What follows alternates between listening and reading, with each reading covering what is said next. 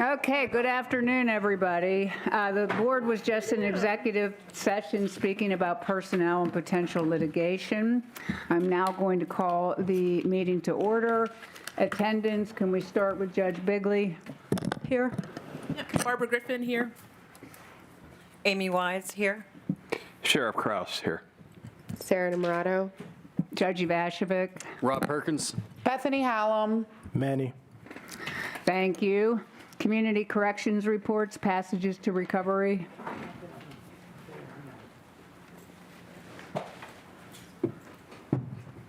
Hi, Your Honor. My name is George Jones. I'm at Passages to Recovery. Our census is 48. We have 8 open beds. There's no real new business going on at the moment. So, Did you say 8 open beds? Or eight open beds. Okay. Questions, anybody? Yes, I just want to know if you have any data on escapes or overdoses or deaths. No escapes in the past month.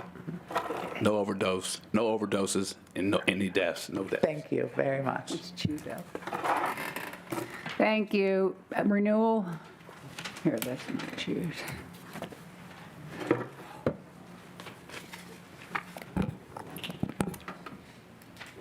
Good afternoon, everyone. Darren Hood, HOOD, Director of Reentry Services with Renewal Incorporated. Our current numbers, we have 94 county work release males and 22 county males in drug and alcohol inpatient. There are 11 county work release females and 4 county females in drug and alcohol treatment. Total county males is 116. Total county females, we have 15. Total contracted beds filled, 131, and we have 49 empty contracted beds. We had our numbers for the month of December. We had 65 reentrants exit the program, 48 successful, 17 unsuccessful. We had 9 escapes, 8 program revocations. Some were pulled out by courts due to the court, and some returned for behavioral issues.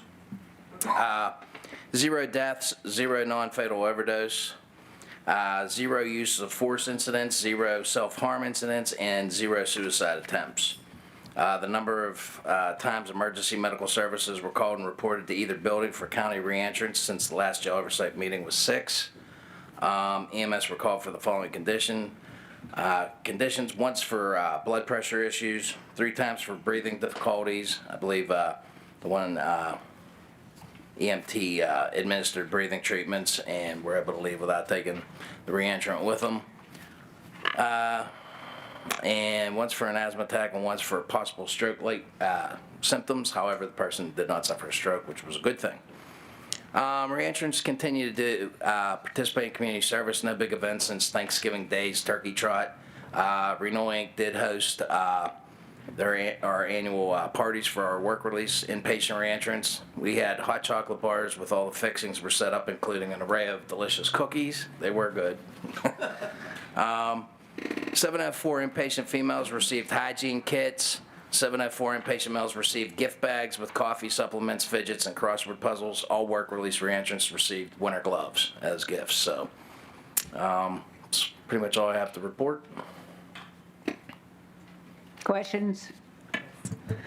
Hi, I just had a question. I thought that we had discussed in the past that there was no longer a paycheck deduction.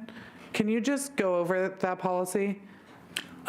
There's only a 10% collection for court costs, fines, and restitution. And if you do, in all of that money, 100% of that 10% goes directly to court costs and restitution? Yes, if there's restitution gets paid, that's priority, and then fines and court costs get paid. Okay, so someone who does not owe any court costs or restitution would get their full paycheck? Well, they would turn that in, and that's determined. What we do is we collect all the money. We send something to clerk of courts. Clerk of courts reviews it. They send us a bill, and then we pay it. Anything that, if somebody's paid in full, basically we'll be notified by the clerk of courts, and we refund that money. Okay, so they it's would pretty- give their money to you, but get the full thing right back if they didn't know anything? Correct. Okay. It's a little bit of a time-consuming issue because we put the money, we send the bill, or, the money collected, they review it, they send back, we send payment. So it's kind of a little bit drawn out, but they do get their money back in full, correct? Okay. Yeah, I wonder if there's a better process for that. It sounds very redundant. It's above me. We don't need to figure it out right now, but yeah. And then my next question is, when someone has property, I guess, confiscated when they come into the facility and they have some sort of property that they're not allowed to have on their person in the facility, they get a sheet that says what was taken from them. I've seen photos of Confiscation slip. Yeah, the confiscation slips. Thank you. I didn't know what they were called. What sort of auditing processes are there to make sure that they get the full inventory of what was taken from them back? It depends on what if it was like if they're coming in as a new intake, they get that stuff back. But after they're administered through their intake, their orientation, they're issued a guidebook. They read their guidebook. If they bring in stuff that's considered contraband, they forfeit it. But they wouldn't get a confiscation slip if it was that situation, right? They can get a confiscation slip. It's just to show that it was confiscated. Okay, but okay. So if I'm understanding correctly, if they have something they're not supposed to have when they first come in, then they will get a confiscation slip and they will be expected to get all of those items back. Correct. But if they Yes. have been there and they As long as try it's to. legal.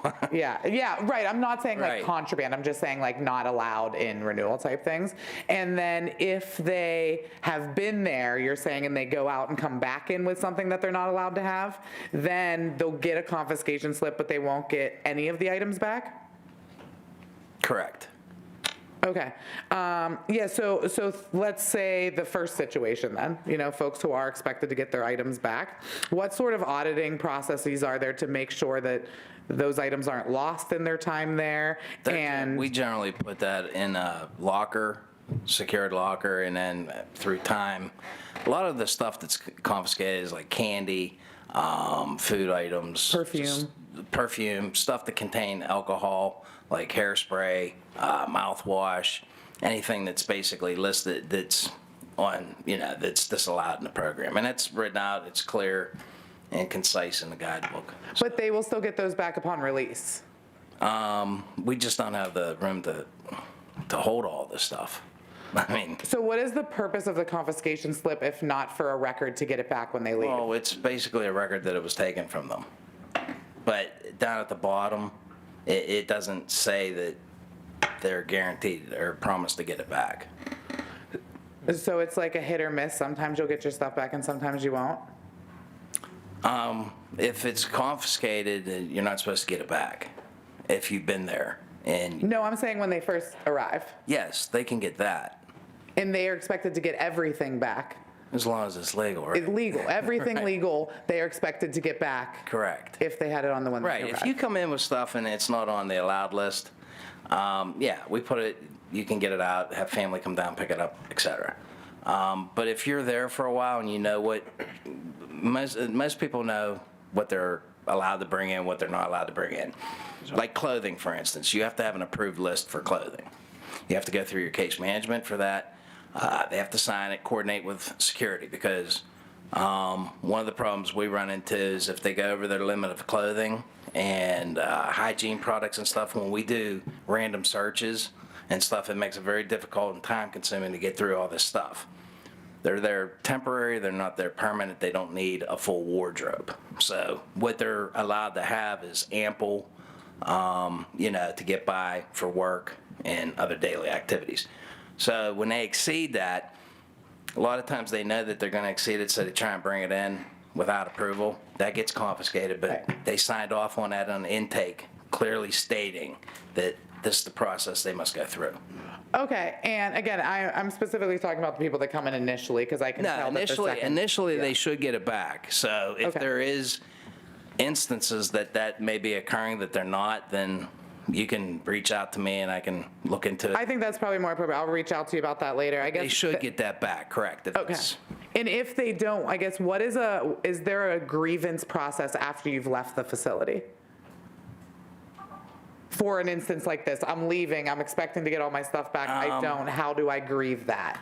Generally, basically, they reach out to us, maybe staff at the jail.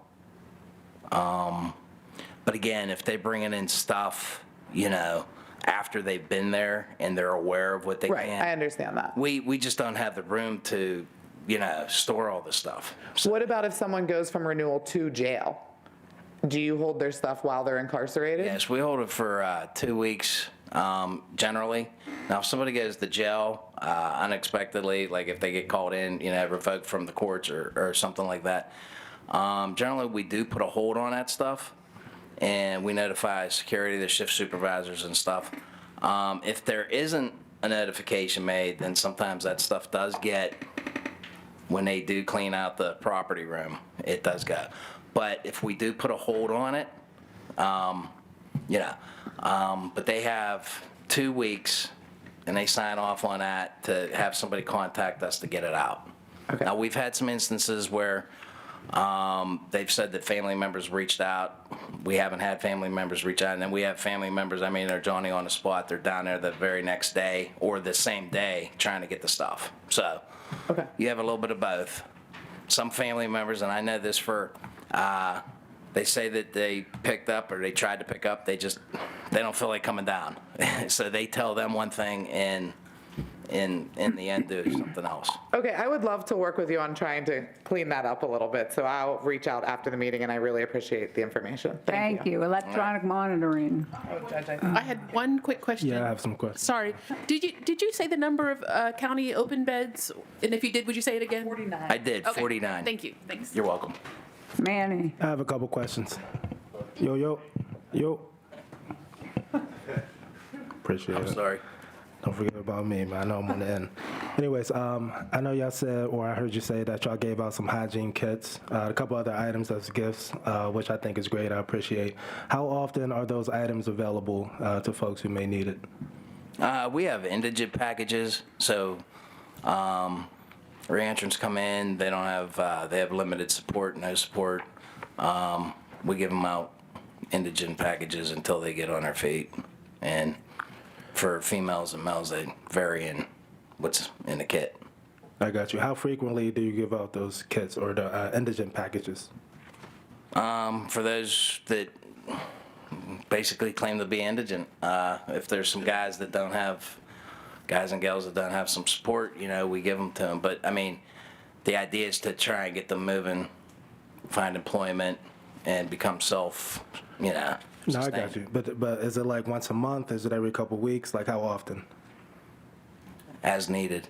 As they come in. Okay. Do they have to request it? Yes. Okay, I got you. We just don't, we don't hand them out just, routinely.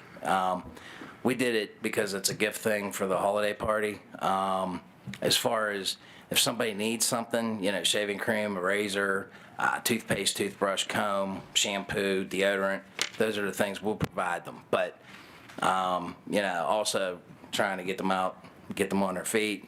So once they become established, they can start purchasing those things on their own. Plus, most people want to purchase their own stuff because Right. this isn't the high quality stuff that they get. So, I got you. Can somebody request it more than once? yes. Okay. I've had guys that basically they've needed, a couple more, package or two to get them through.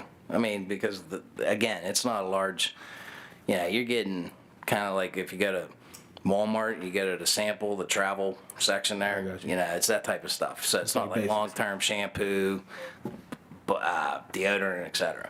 I hear you. All right, my last question is, whenever you mentioned the numbers early on in your report, did you say that there were 17 folks who left unsuccessfully? Did you say that? Correct. Can you explain what that means and differentiate that from a revocation? Yeah, some were pulled like they were on detainers and they got sentenced when they went to court. Others left because behavioral or revoked due to behavioral issues Okay, so and escapes. Or no, I think I did escapes differently, yes. All right, so if somebody leaves for behavioral issues, are they going home or are they going to another facility? Pretty much probably return to Allegheny County Jail. All right, but the only reason I'm asking is because I thought folks who are going to jail was like a separate statistic. You know what I mean? I'm sorry, can you repeat that? Yeah, so the folks who go to jail, I thought you reported that as a separate number than outside of this 17. No, who the left on- unsuccessfuls. Yeah, I reported 9 escapes, 8 program revocations. So 8 and 9 Oh, makes okay, okay, 17. okay. Oh, That's your okay, I total gotcha, number I there. gotcha. But Yeah, we yeah. had 9 escapes, 8 program revocations. Some pulled for, like I said, if they're on a detainer, they go back to court for their hearing and, they get sentenced. Some people just get pulled out because they didn't do some sort of paperwork or something like that before they went to alternative housing. There's a variety of reasons. And then the behavioral things depends on, I got you. what the behavioral issue is. Right. And generally, there's several chances unless it's a major program violation. Okay. All right, thank you. You're welcome. Electronic monitoring.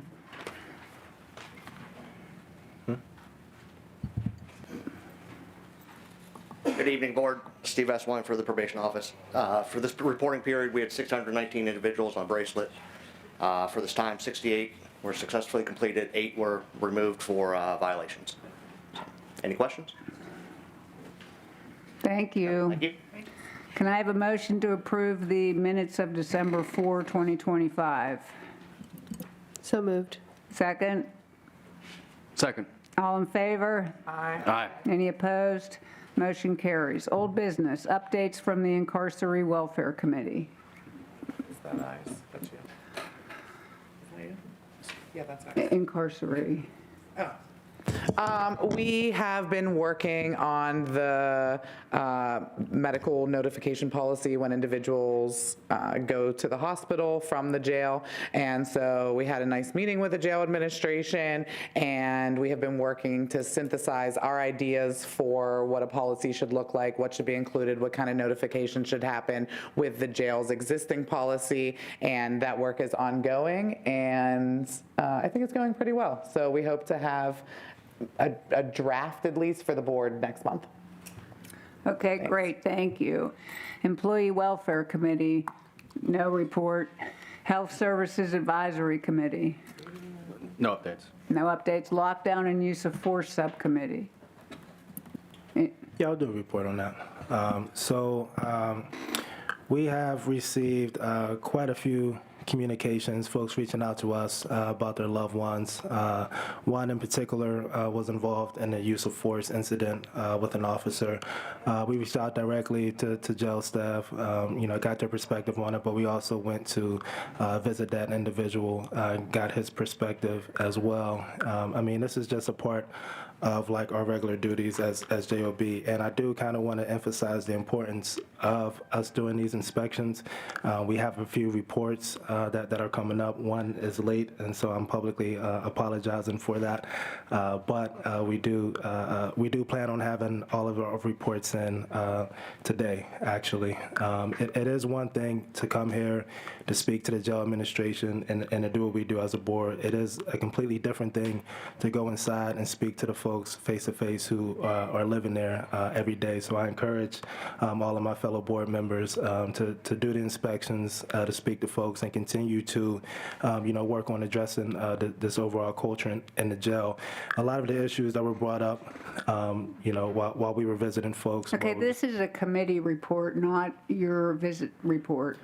No, I Well, understand. So please limit your comments to the committee report. I understand. So a lot of the folks, a lot of the issues that were brought up, especially related to the use of force, we addressed directly with the jail administration, with the warden, with the deputy warden, and I encourage folks to, I thank y'all for being communicative and cooperative, and I encourage folks to, continue to build on this relationship that we have. Yeah. Thank you. Warden's report.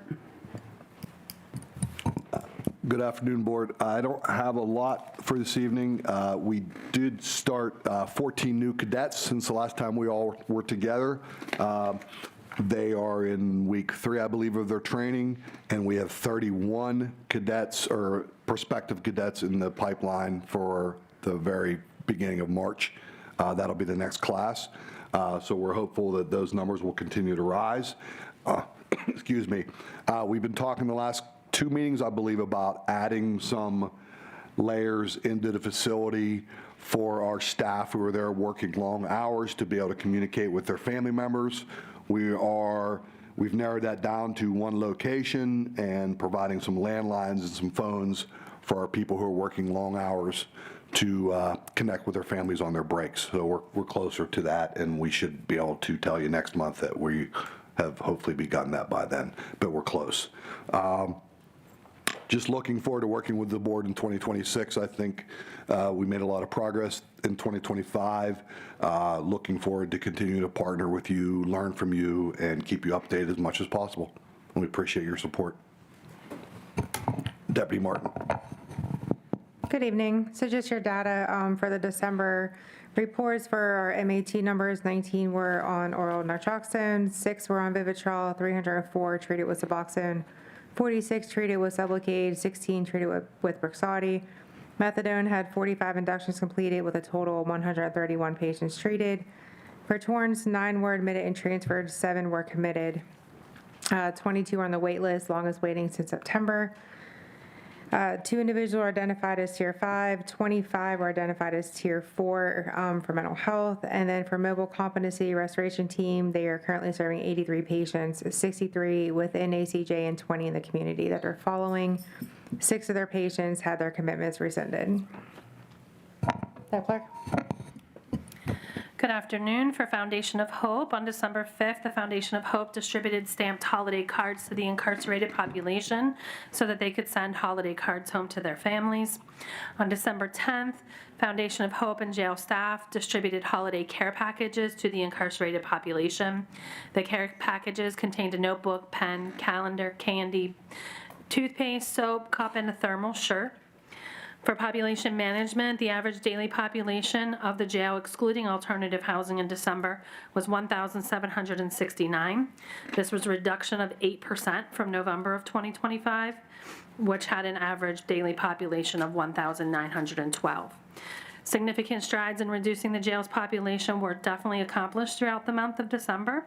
It is important to note that historically the jail's population does decrease in December. We do appreciate all the support that the courts have dedicated to reducing the jail's population, and we certainly look forward to seeing that decline into 2026. The overall daily population of the jail, excluding alternative housing in 2025, was 1,834, which is up 7% from 2024. Reentry services, 2F, 6D, and 2C held talent shows for the holidays and the weeks prior to Christmas. It was a fun opportunity for the incarcerated population to show off their talents of all types, from singing, dancing, poetry, comedians, and magicians. We'd like to say a special thank you to Hope and the reentry team for making these events happen. We have an update on the TAILS program. Zeus got adopted and is being spoiled rotten in his new home. Princess Leia, who has stolen the hearts of many, is still awaiting adoption. So anyone interested in adoption should refer to the Animal Friends website for the application information. Educational services on December 19th, in collaboration with the Allegheny Intermediate Unit and the Pittsburgh Mount Oliver Intermediate Unit, the jail hosted a graduation ceremony for 10 graduates. Graduates were permitted to have family in attendance and refreshments were served. We offer our congratulations to the graduates on their achievement and say thank you to the adult and juvenile education departments for their support in ensuring education to both juvenile and adults in the facility. On December 23rd, the Education Center hosted an open house for loved ones of the juvenile students. The school provided a nice holiday lunch and gifts to the incarcerated population. That event was really enjoyed by everyone that was able to attend. So that concludes the warden's report. Thank you. Questions? Ms. Hallam?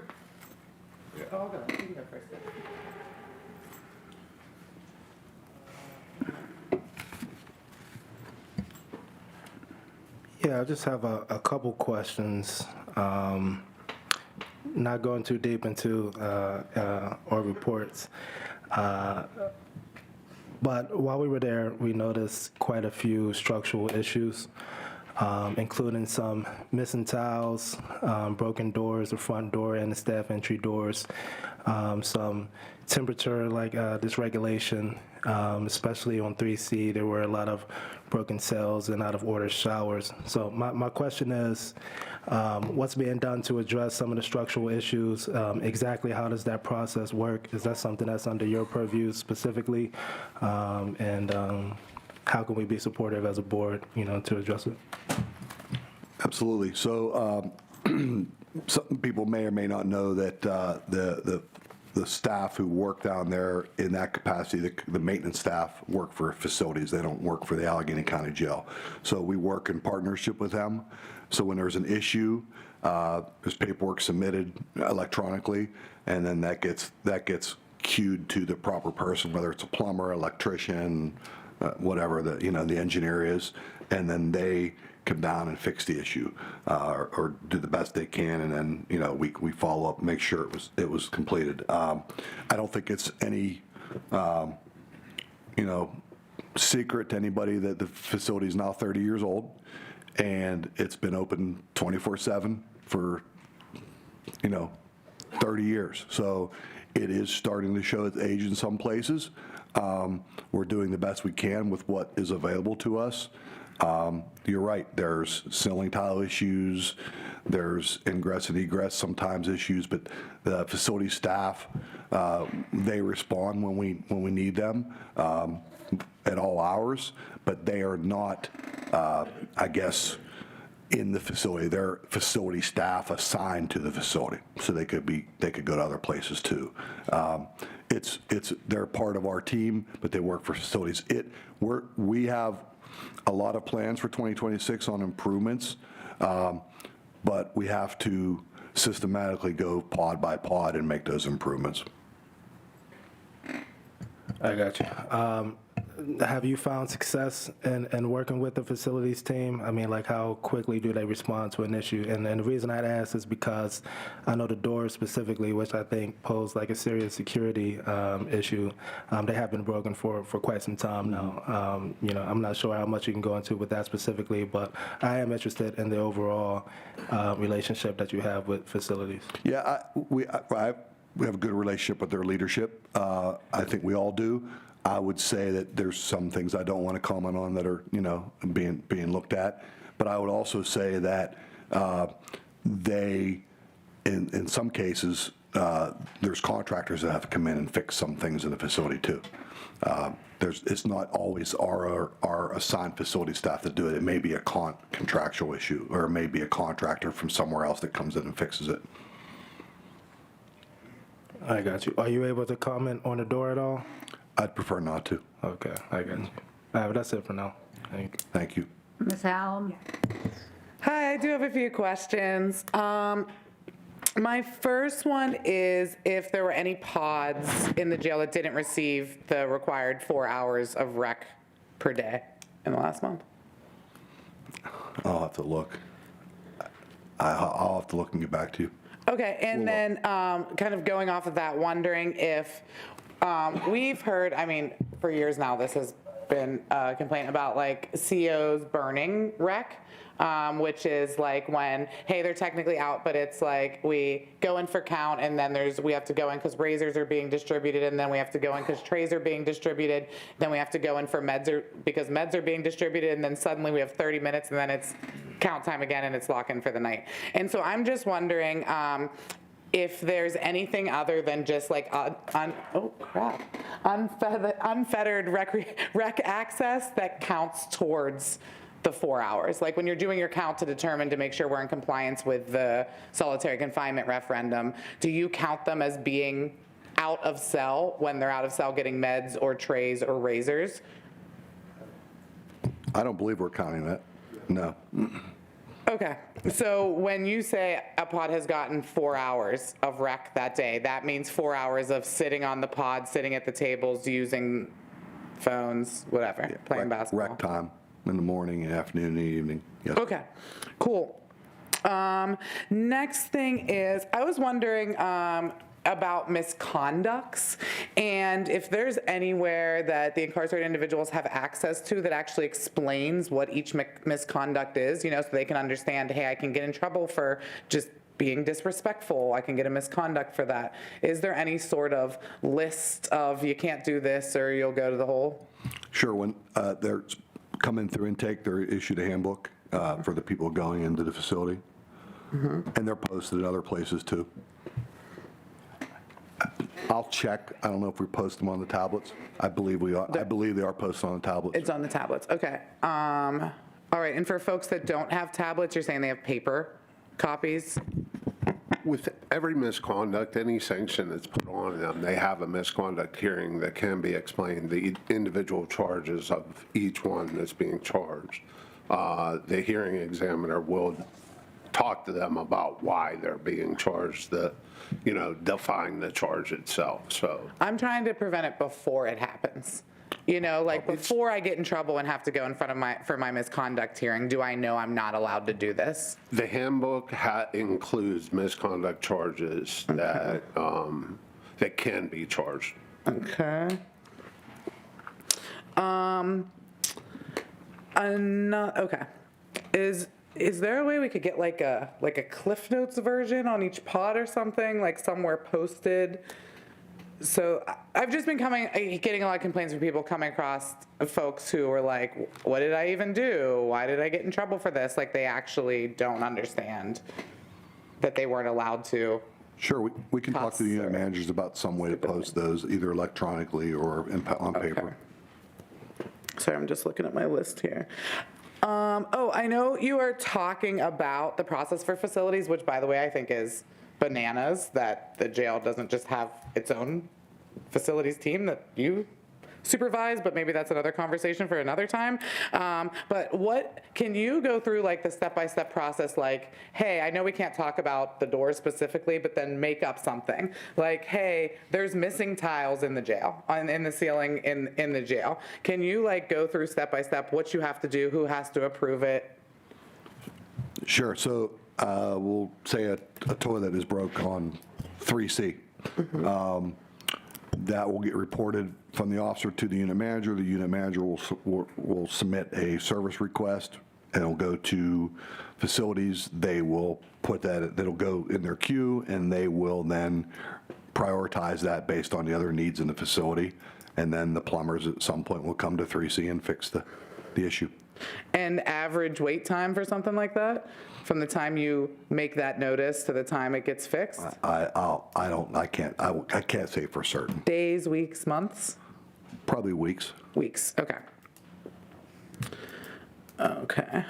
And then speaking of, facilities issues and temperature, I will say I have noticed that the overwhelming majority of the jail has went from being freezing to bearable, at least, and some of them even like a comfortable temperature. And so props for fixing that, because that has been a years-long battle, I know, that hasn't been solved, so that's great. But the one thing that I have noticed lately is intake is frigid. And so I was just wondering if that's something like a separate issue than what was wrong with the rest of the jail that you seemingly fixed. Because my main concern is that in the other pods, we had kind of done some harm reduction by giving extra blankets. They have thermals. They're able to make themselves warmer if the pod isn't, but in intake, they're not allowed any blankets whatsoever, and they haven't yet had an opportunity to purchase thermals. So, two comments. The intake has been brought to my attention recently that it's been colder down there with the temperatures outside. So we did talk to the captain down there, and they're looking at the different areas. I believe in intake, it's specific areas. It's not the whole entire intake. Yeah, it's like when you get in the back, like where the vending machines Correct. are. Yeah. So, and there's a garage down there, as you may be aware, that has doors, and sometimes those doors are open for extended periods of time. So when it's cold outside, there's a flow of air that's coming in that is not coming into the rest of the facility. And then to back up a little bit, the facilities leadership that we're working with has been really very responsive to us. There's some new leadership they brought on board the last year or so, has been really good to work with, and I would credit them for fixing the temperature issues down there. Every time one of us on this team has reached out to them and said there's a pod that's cold or there's a pod that's too warm, the facilities leadership has jumped on that really quickly. And so we have to give them credit for that because it has seemed to level out. You know, I'm not reporting to you as much that we're having issues with the temperatures down there, which we got to credit them for that. Is there any opportunity for blankets in intake or thermals or anything like that? Because I know that that's something that's been requested and denied by folks in there. That's the conversation we're having with the captain down there. Oh, awesome. That's great. And I think the captain who's down there is incredible and has been super helpful with any issues that have come up in intake. So thank you for that. Something that I have gotten reports from attorneys from recently that's new is that there's a sign posted on the attorney visiting room door that says that the incarcerated individuals are only allowed to bring a notepad to their meeting with their attorney. There's a sign right on the door that says that. And so they're not allowed to bring grievances, misconducts, any documents for their attorney to review. That seems new, and I'm wondering why that's new and if we can undo that. Which level? No, but I can find that out. Is this not something that should be the case? Okay. It's definitely like as of this week I got that report. We had some issues at the beginning. The policy actually did dictate that they were not allowed to bring stuff out to the attorney visits. We corrected that. Great. And those signs should not be up. Okay, so no one should encounter that as a problem. No attorney should encounter that as a problem. Can they bring their tablets? Because I know a lot of information is on the tablets now that we got rid of a lot of the paper forms. Did you say what level it was, by the way? No, I didn't. I didn't ask that. I'm sorry. I will ask that in the future. I just kind of assumed it was on all of them, but it sounds more that it's a leftover from an old policy. I don't know about the tablet. I need to check on the tablet, but I know we've been allowing them to bring notebooks and stuff. It's subject to search. Manny says it's level 3. Level 3? Okay, Yeah. good. And that was, again, as of the past few days is when I heard of that. But tablets is a concern if they can't bring that, because a lot of their communications with jail administration, sick calls, all of that, even mail that they get that's not confidential legal mail is all just on their tablet. How can they bring that to a visit with their attorney? Maybe. Let me get back to you. Yeah, sure. Please. Thank you very, very much. I appreciate that.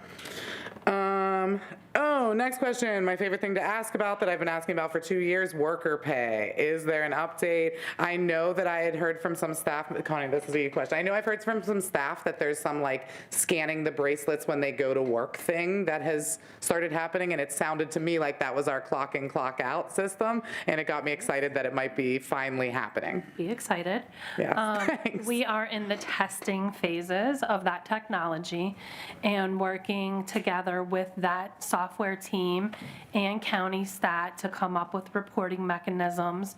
We know that the barrier for this has been being able to accurately track and document who is attending vocational training.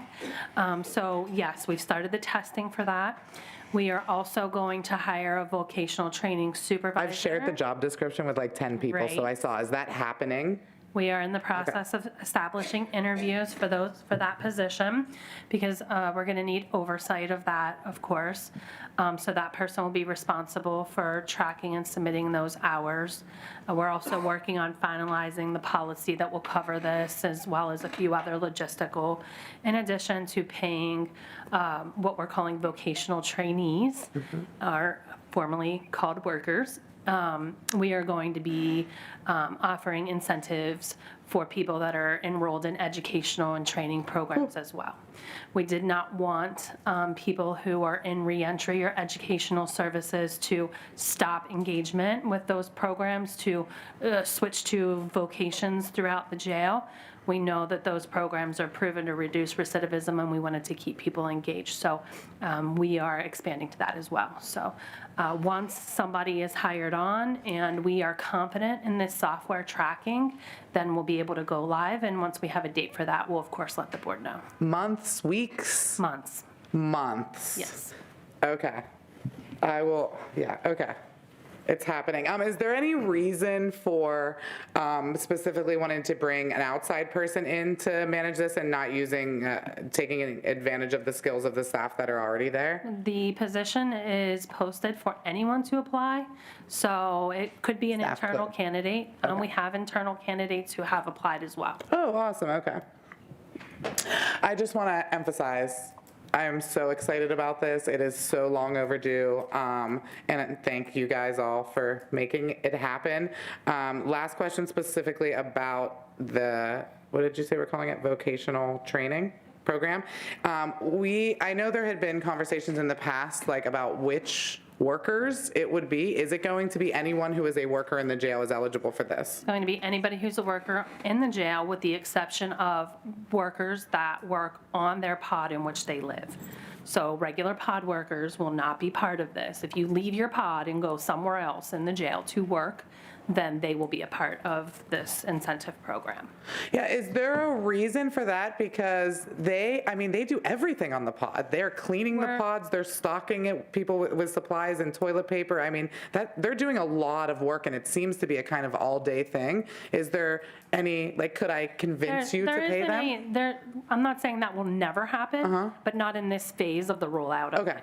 So once we get this phase of the rollout of that program going, then we'll be able to assess where we are, both with a budgetary standpoint and logistically, how smoothly things are going.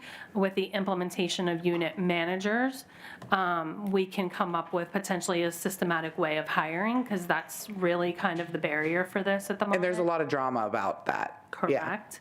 So that's why we were not putting that into this initial phase. Okay, yeah, I actually like that. And then I know when I initially tried to make this happen years ago, I was trying to pay them $20 an hour, and I know that it has drastically been reduced from then, but have you landed on a number of how much folks will be paid? This is not finalized Okay. in our policy, but what we've been looking at is $5 per day. For vocational trainees, otherwise known as workers, and $2 per class for individuals who are engaged in educational programming. Okay, so if you worked a day, no matter how many hours it would be $5. Correct. Okay, and is it all classes? Correct. Okay, not just GD classes, it's like even court-ordered classes? Yes, correct. Great. The only exception to that is medical treatment. So people who are in mental health or substance use treatment, that falls under medical, and that's not under like that kind of programming. Okay. And then, oh yeah, you were talking about how the population went down over the holidays, and I noticed that because I am more often than I'd like to admit on the dashboard where I can track the population. There was a huge dip at like Christmas time. And I know you've said that seems to happen every year. Why is that? I Because the judges have mercy. Is that really what it is? Yes. Over limit of what? Yes. Oh, me? Yes. Me? Oh, okay, I swear. I have one last question, and it's really important. If I would have known I had a limit, I wouldn't have saved it for last, but I promise this is it. I was wondering if there was any update, Holly, on medication. Again, every single pod seems to complain about getting their nighttime, often sleeping medication at dinner time, sometimes 4 or 5 p.m., and the obvious problems that causes, that they're getting sleeping pills at 5 o'clock. Is there any plan to change that and get it closer to bedtime? And if so, what is that plan? So we've recently, within the past couple weeks, almost added another medication part, and now we have to relook at how to redistribute all that. We're in a phase now where we even them out to the best that we can versus the amount of people passing, and now we're going to look at what population is on each med cards, what pods are best to be together. We're just logistically trying to rework that out to see how meds can be adjusted to a later time.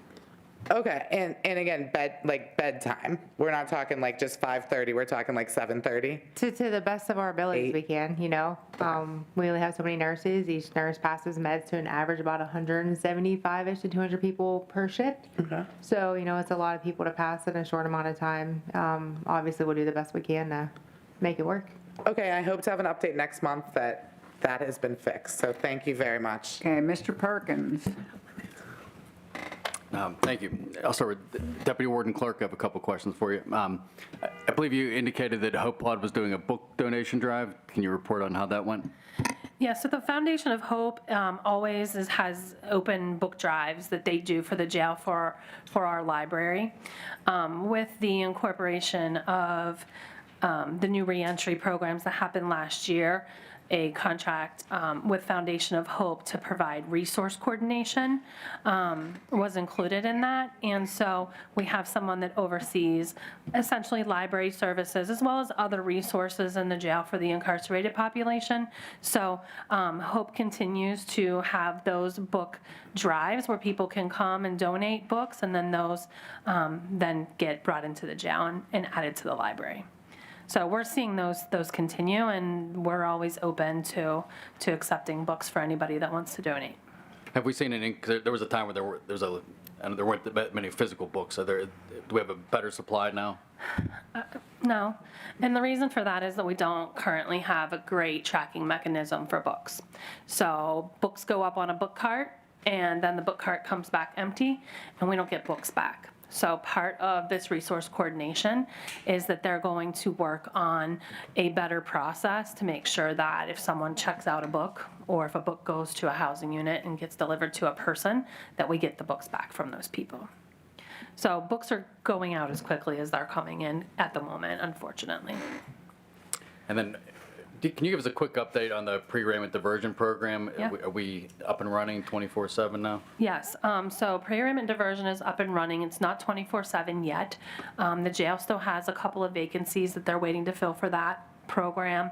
And Unity, who's our partner with that, is also upscaling some of their work to better support 24/7 coverage. So we're not at 24/7 coverage yet, but we've already started to have referrals that get presented to the court. And last month we had 20 people diverted through pre-arraignment diversion. And those 20 people were there was plans submitted on like 38 or 39 people. And so 20 diverted out of that is pretty good so far. Great. So we're going to continue to upscale and hire so that we can get to that 24/7 goal. But we're seeing some good success, at least initially, with the program. How do you define diversion in that context? So they don't get booked into the jail. Okay. The judge is in agreement that they can follow the plan that's set forth with Unity. That person's given information on how to connect with Unity in the community. They go in, they have an intake, and Unity helps support them with whatever their needs are. Okay. No. Thank you. And I did an inspection a couple weeks ago, and there was probably, I think, consistent with the past year that we've seen a ton of positive progress, incredible progress. But from where we started, there's still a lot of room for improvement. It was a quick summary, and I did an inspection report that I'll share with the entire board. But I did have a couple follow-up questions with that. So through our healthcare subcommittee, we've been working with the jail medical staff, and it's been a very collaborative relationship. And we're not primarily responsible, the jail is. We've seen a ton of progress with physical health issues. We're now turning our attention to looking at mental health care within the jail. And I visited 5C, which is the acute mental health care pod. And I did see some things that were concerning, including that people were there for longer than I think we want them on the acute mental health care pod. So could you speak to that? Is there a certain limit of how long people should be there? Or we keep track, do we try to get people out in 7 to 14 days? Because it's not a great place to be, and the goal is obviously to get them off that pod as soon as possible. Sure, and I think you just said it there, Rob. Our goal is to get, everybody stabilized as quickly as we can to get them off of 5C and into a better space, either a step-down unit or 2 echoes, another step-down unit for a mental health population as well. So our goal is to always get them off of the acute units. And I guess my concern was that in the past, people were getting off sooner, and now people are there longer. So is that something that we're working toward? Yeah, we're always working towards that. That's, the population has changed, and we're just trying to work with each person individually to get them to a better spot. Is there a limit for how long someone can be on that? No. Do you know the longest any person's been on that pod recently? Not off the top of my head, I don't know. All right, the other pod that I visited was 5F, I believe, the DTU, and I wasn't aware of how rec was done there, but, you know, that is a mental health disciplinary housing treatment unit. And it appeared to me that rec is that they're chained to a table. Is that what rec Yep. is on that pod? They do, yep, that's how they do groups down there. They do groups, they do programming. We have a psychologist that works on that unit. We have, oh my gosh, the title is escaping me. Behavioral health consultant, I think her name is, I'm sorry. They're down there all the time, checking in with everyone.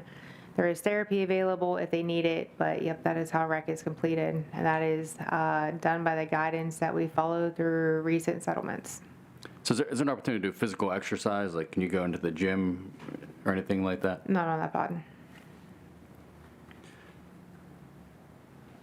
So is rec just sitting at the tables? Is there any other options on that pod? For now, it's just sitting at the tables, yes.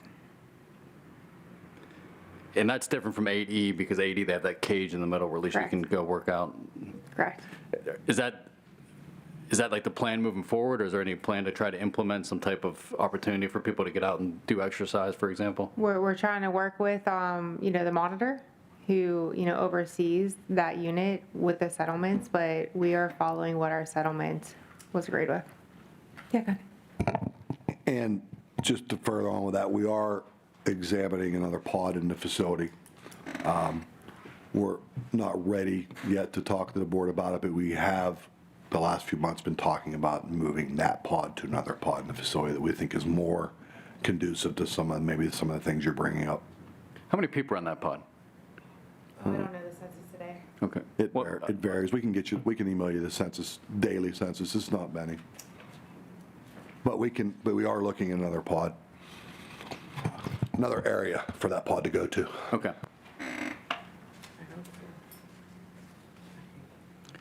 All right, the final question is, speaking to some of and I did hear a lot of positive feedback from a lot of people, and it's hard to define culture, but that's, I think, advocates from, every perspective have just described the importance of culture in the facility, and I did hear more positive things than I've ever heard in the jail, so there was a lot of positive things to report as well. And then one of the specific things was unit manager. It seemed like everybody, like 100% unanimity, everyone likes the unit managers. Do we have unit managers on every pod now?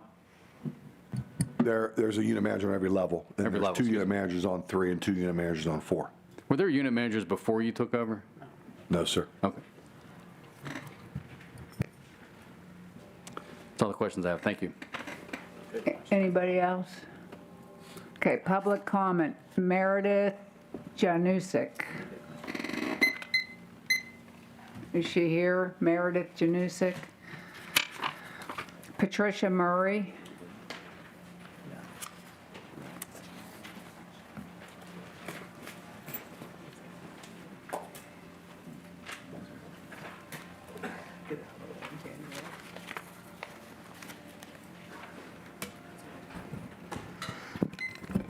Patricia Murray, and I live in Mount Lebanon Township. And I am here in place of Sharon Bonaboglia, who is out of town for family issues. And I'll be reading the names of the dead since April of 2020. So I'd ask those who can to please stand up as we honor them.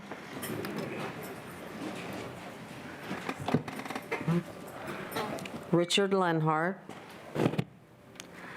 Robert Blake, Cody Still, Daniel Pastoric, John Brady, Martin Busek, Robert Harper, Binkley Harris, Justin Brady, Paul Ellen, Roger Millspaw, Paul Spisak, Gerald Thomas, Jerry Lee Ross Jr., Victor Joseph Zelenik, Ronald Andrus, Anthony Tolata, William Spencer, James Ashington, Damon Leroy Kays, Tim Manno, Douglas Bonamo, Zachary Sam,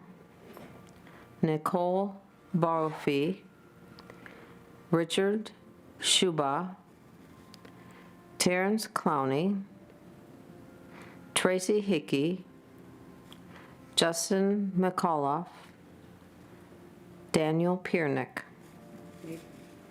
Thank you. Birdie Kleinmeyer.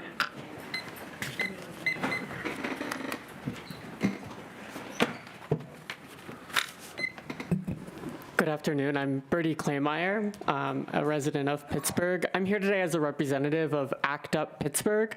ACT UP is a group of individuals united in anger and committed to ensuring the health and safety of all LGBTQ people in Allegheny County. Last month, the Trump Department of Justice issued a memo that it will not enforce existing regulations designed to protect members of the LGBTQ and intersex community from sexual abuse in jail. This memo instructs Department of Justice auditors to ignore provisions of law as they apply to LGBTQ inmates while continuing to enforce protections for cisgender and heterosexual inmates. This is a barbaric and bigoted policy which knowingly threatens some inmates with sexual violence. This comes after an earlier executive order signed January 20th, 2025, in which the president instructed the DOJ to place all trans women in men's prisons. Trans and intersex individuals are already at a higher risk of assault and abuse in the prison system. This backsliding on enforcement of these protections can only lead to more violence for LGBTQ plus people. Here in Allegheny County, we know all too well that policy and standards don't mean anything if they are not enforced. 3 years ago, the public became aware that our jails were not enforcing their own policy for protecting trans women. Trans women were being placed in men's prisons and placed in close proximity to violent men. The officers of ACJ were intentionally placing trans women in dangerous situations. It is a well-documented fact that trans women experience sexual and physical violence in prison at a rate over 10 times as high as cisgender and heterosexual inmates. Trans women and intersex people deserve full human rights with and without the county jail system. We are not to be subjected to harassment, abuse, or ridicule by corrections officers or fellow inmates. We are not to be stripped or shamed publicly. We are not to be placed unfairly in solitary confinement, and our bodies are not for the sexual use of any officer or inmate, and we are not to be sex trafficked as a bargaining tool between officers and violent men. In Allegheny County, our policies are still vague and leave room for the mistreatment of trans women. ACT UP Pittsburgh demands a full review of Allegheny County Jail's policy and enforcement procedures for the protection of trans and intersex inmates in alignment with the Prison Rape Elimination Act. We demand that this oversight board work with local LGBTQ rights and prison reform groups to create a cohesive policy and enforcement plan for the health and safety of all LGBTQ plus people in Allegheny County jails. This includes an audit of Allegheny County jails and correctional officers and a public report on the status of trans and intersex people in ACJ. We also demand this board submit public comment in opposition to this DOJ memo, removing protections for transgender inmates. And lastly, we demand a public audit ensuring that trans people are not being trafficked or raped within Allegheny County jail systems. Thank you. Thank you. Jesse Olabari.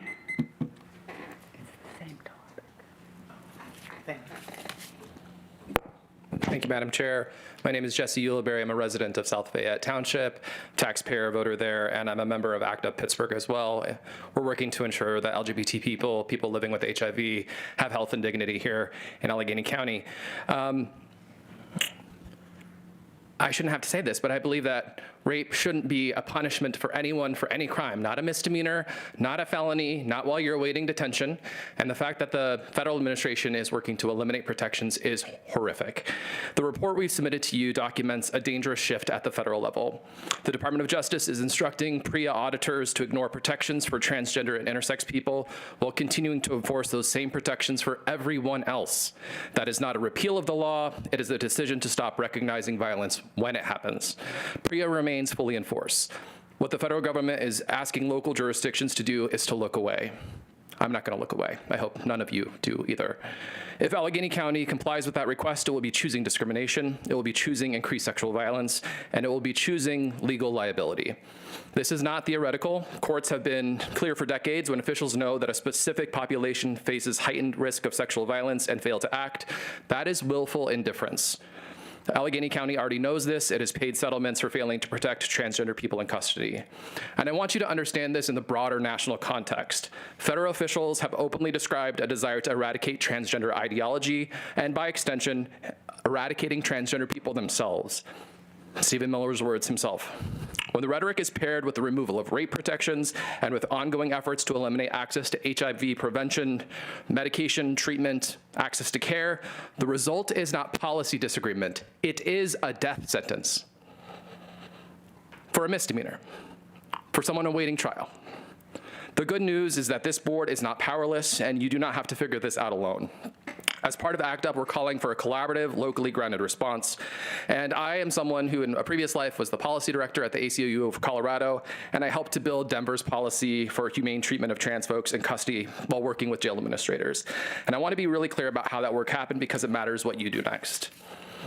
We did not write our policy in isolation. We worked in partnership with jail administrators, frontline correctional staff, trans community members, medical providers, and prison reform organizations.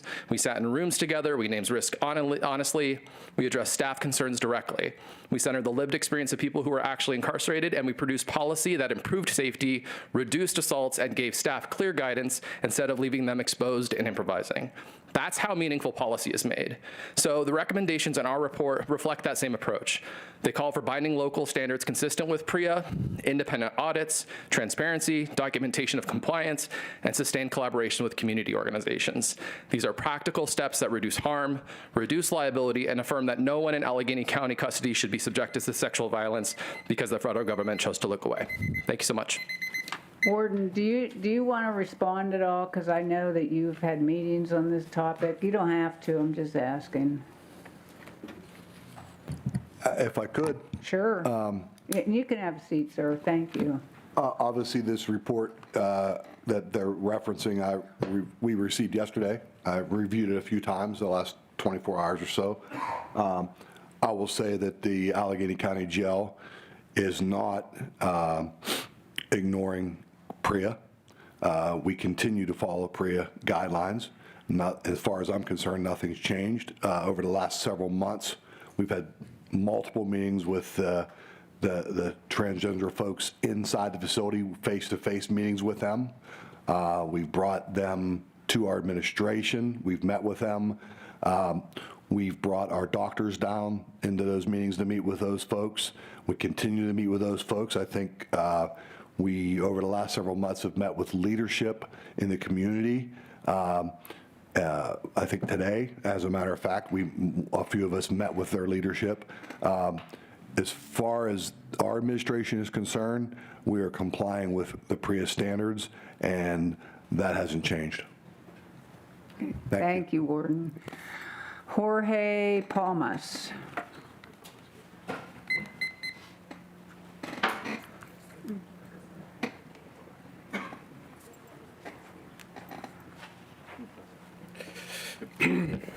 Good evening, the board. Good morning, good evening, everybody. First, I want to wish everybody Merry Christmas and a Happy New Year. I want to begin returning with the topic of language access and sharing some encouraging progress, actually. In November and December 2025, our team at CASA San Jose, including our executive director, our supervisor of social services, and myself, met with Warden Wingard and Deputy Warden Carton Clark, and a couple other administrative leaders within the Allegheny County Jail. The purpose of these meetings were to discuss challenges and opportunities related with non-English speakers, individuals who are incarcerated in the jail. While we recognize there is still a lot of significant work to be done, these conversations mark the important first steps towards making meaningful language access into a reality. As of November, I was also able to meet with the entire case management staff at Allegheny County Jail and their immediate supervisor.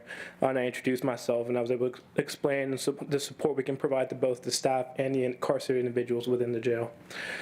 We exchange ideas and share knowledge and about how better assist people who do not speak English. We can all imagine how difficult incarceration is. Now imagine experiencing the hardship of a country that is not your own, along not knowing the language and without having anyone able to understand you and hear you out in your own language.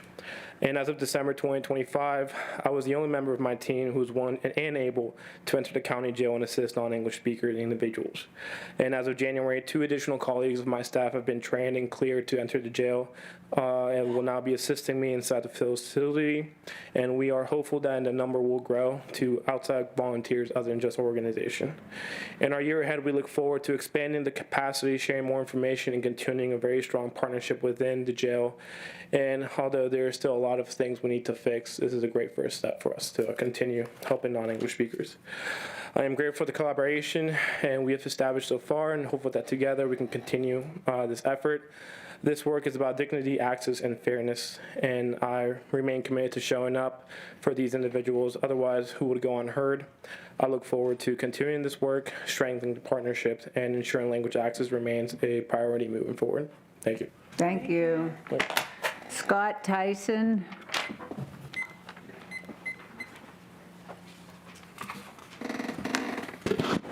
Hi, everybody. Thanks for having me. My name is Dr. Scott Tyson. I'm with ACT UP, too.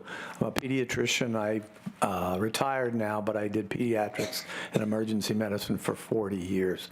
One of the things that I wanted to talk about what Beatrice said was there's something called genotype, and then there's something called phenotype. Genotype is the genetic template that somebody's born with. Phenotype is what they look like. So when I was growing up, I was mercilessly teased because of long hair when I was an adolescent, and people would say, "Are you a girl or a boy?" And many of my friends got beaten up because of that. So you can imagine if I had been in a prison situation, how destructive that could have been. We have women who are it's being suggested that they go into a men's facility.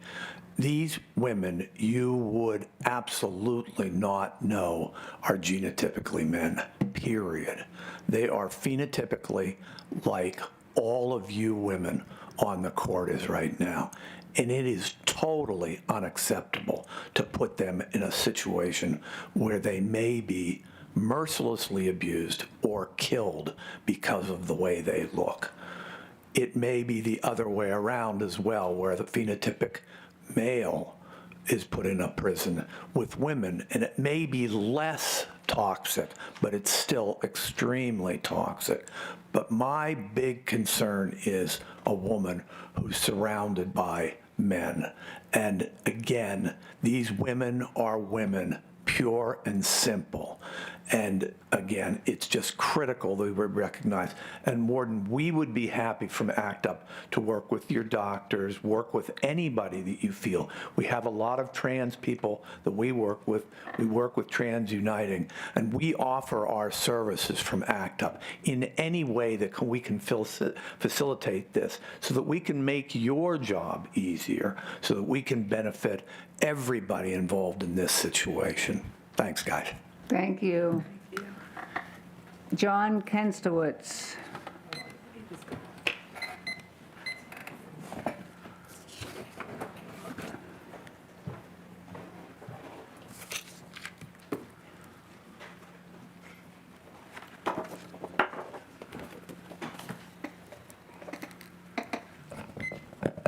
I would like to read to you more statements from our frontline officers taken from our 2025 CO survey. Quote, "We currently have 2 doctors employed for the mental health department who refuse to medicate sick individuals properly.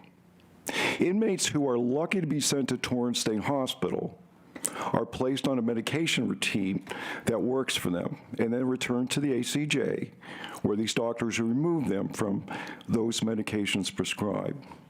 These doctors who refuse to medicate these individuals feel that despite their behaviors and mental state, are safe to be out in general population. An inmate returned from a 302 and was cleared for general pop that day. An officer was then attacked the next day by that inmate. I've seen inmates sitting in their own filth for months, and these doctors say, I quote, they're allowed to choose this, end quote. These people are not in the right frame of minds to know that they're living in deplorable conditions, end quote.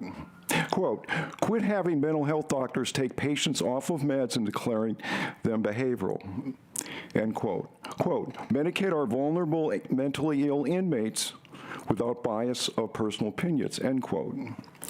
In a recent incident in our jail, a resident of ours defecated all over the floor of his cell.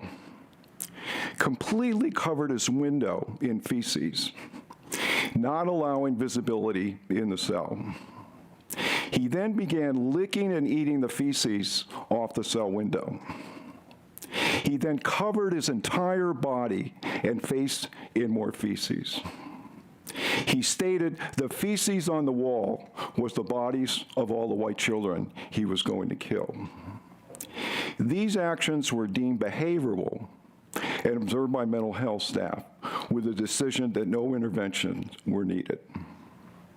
How would this make the parents or son and daughter feel to become aware that their loved one spread his feces all over himself, his cell, and ate his feces while mental health staff refused to intervene? How would our prescribers feel if this was their son? How is all of what transpired affecting the other residents on the pod and their attitudes towards our mental health staff? What are the major health hazards to the jail and other residents regarding this incident? Digesting and feces being spread over his body brings monumental health concerns, warrant intervention. I have been tracking this conflict between our two prescribers and frontline staff, talking with both mental health providers and correctional officers. Is that it? Any comments? No. Thank you. Malakia Contrace.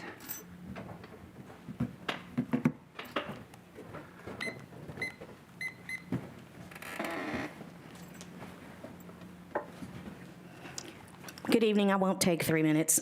Here, just my monthly reminder, let's get some attorney-client privilege in our attorney rooms in the Allegheny County jails so that we can have our clients assist us with their defense. The other, I guess, question or issue is I'm trying to, when following the agenda today, I saw that there was added a public comment on board actions and motions, and that was separate from public comment, but it was skipped, and also new business. So I guess I'm hoping somebody will explain to me the newly added, but not completed. I will. When we don't have anything like a motion on the agenda to vote for, that's what that first comment's for, because legally per the Sunshine Act, we have to allow public comment before we vote on a thing. So when there's nothing for us to vote on, like today, there's only that second public comment. Okay. But we put them both on the agenda just in case something like pops up that we're going to vote on. Okay, and so there was no new business either? Okay. Correct, there was nothing for us to vote on. And the only other thing is, I just wanted to bring back to the table, I know you said earlier, Judge, that there was a meeting about possible litigation, just about this, I guess, Pennsylvania Sunshine Law, and I'm hoping that we'll hear more about that in the letter that went out to you all last month. That's all. Thank you. Tanisha Long.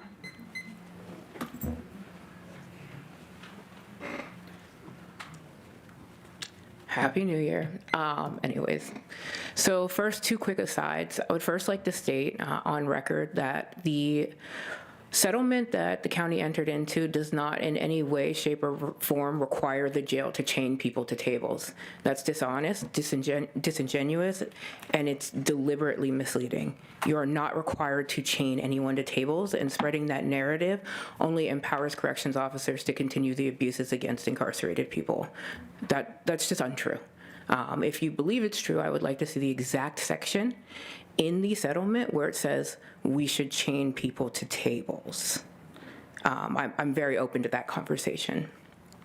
Second, a quick aside to respond to whatever it is that John Kostanowitz just said.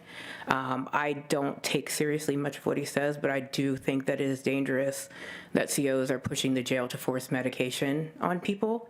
I don't anticipate that's something that the warden would take very seriously, or this board, but I do think it's important that we note how our corrections officers and those who represent them speak about our incarcerated people.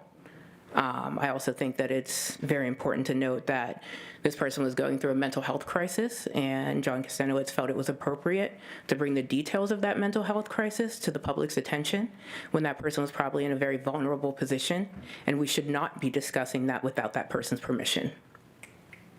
But finally, I would like to talk about the board. One thing I've decided I was going to look into is how this board is operating next year, and whether or not we're doing all the things that we promised we would do. And we gave you guys a year, 2 years to make sure that was being done. And one of the things I noticed is that this board is failing in 2 areas. One, visits to the jail and inspections. I looked over the last year. It's good to hear that you did do a visit, Rob, but I would like to point out that Manny and Bethany were banned from the jail for not submitting their report within 10 days. His was intended. I lied. I'm so sorry, Rob. I apologize. But what I'm saying is that looking back, last year, the only people who have a visit on record are Corey, Manny, Bethany, and Rob. Now, the judges have a visit on record. You have one for 2024 in December. Kevin Krause, you have no visits on record, actually ever. On the controller's website. And I think it's important because the only people the incarcerated people have to give their complaints directly to are the liaison. And we have multiple issues with the fact that people are saying that they can't get through to the liaison, or that their visits or their concerns are not being properly recorded, or you're getting a one-sentence thing that says what's happening. If you were visiting the jail more, you would know about the signs on the door about the attorney visits. You would know about their complaints about cold pods and cold cells. You would know about all these things because you're missing an opportunity to talk to the people who are directly impacted by the decisions you make here. And I would hope that in 2026, we make this a priority. You all are supposed to do 2 visits. Thank you. Rick Cobb, I'm not sure.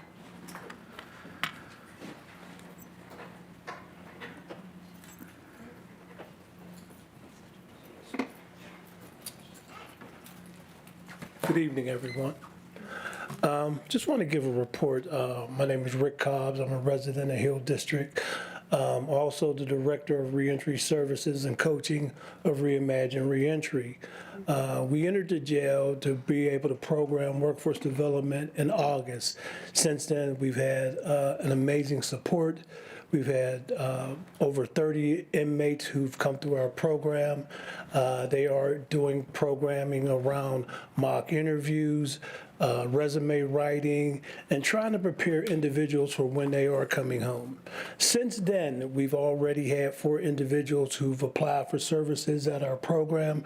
Our program offers a pre-apprenticeship program, the ability to get individuals into the skilled trade unions. It is a 6-week pre-apprenticeship program, and we're very excited to be able to offer those services inside Allegheny County Jail. Thank you. Thank you. Motion to adjourn. Second. Okay. I assume everybody's in favor. Yes, aye.